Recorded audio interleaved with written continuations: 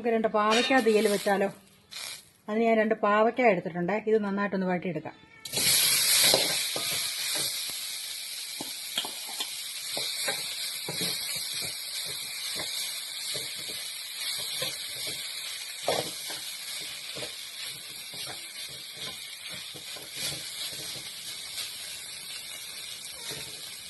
പാവയ്ക്ക നല്ലവണ്ണം വഴണ്ടിട്ടുണ്ട്. ഇനി നമുക്ക് അതിനുള്ള അരപ്പ് ഉണ്ടാക്കാം.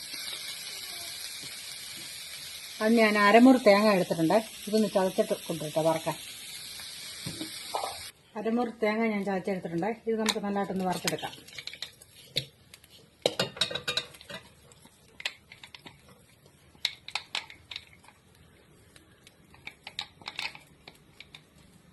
നന്നായിട്ടൊന്ന് വറുത്തെടുക്കട്ടെ. നമ്മുടെ തേങ്ങ വറുത്തത് റെഡി ആയിട്ടുണ്ട്. ഇതിൻ്റെ അകത്തോട്ട് വേണ്ട പൊടികൾ നമുക്ക് ചേർത്ത് കൊടുക്കാം. അതിന് വേണ്ടത് മഞ്ഞൾപ്പൊടി ഞാൻ ചേർത്തിട്ടുണ്ടായിരുന്നു. 1 സ്പൂണ് മല്ലിപ്പൊടി,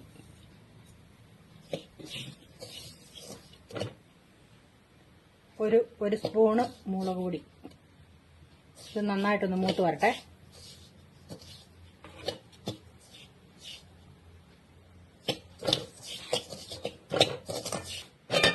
നമ്മളുടെ തീയലിനുള്ള അരപ്പ് റെഡി ആയിട്ടുണ്ട്. ഇത് നമുക്ക് മിക്സിയുടെ ജാറിനകത്തോട്ടിട്ട് നന്നായിട്ടൊന്ന് അരച്ചു കൊണ്ടുവരാം.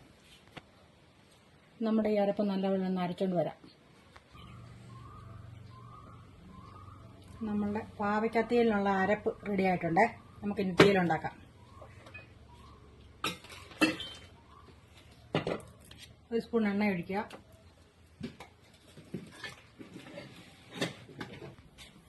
എണ്ണ ഒഴിച്ച് കടുകിട്ട് കടുക് നന്നായിട്ടൊന്ന് പൊട്ടിക്കോട്ടെ.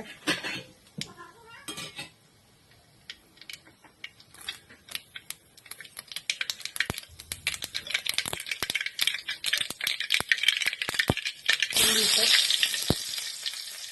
ഇതുകൊണ്ട് കരിയാപ്പില ഇട്ട്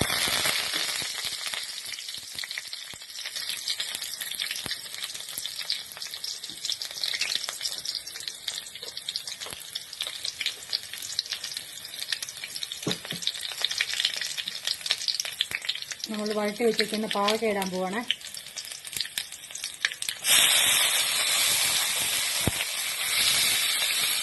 പാവയ്ക്ക ഇട്ടിട്ടുണ്ട്.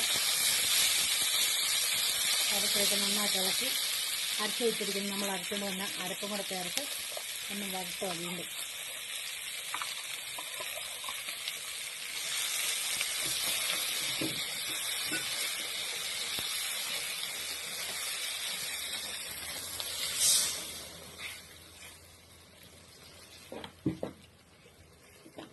കുറച്ച് വെള്ളം ഒഴിച്ച്,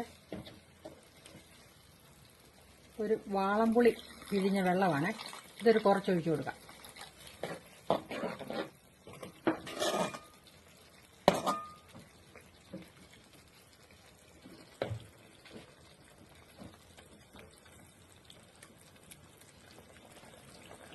നമുക്കൊരു പാത്രത്തിലേക്ക് മാറ്റാവേ.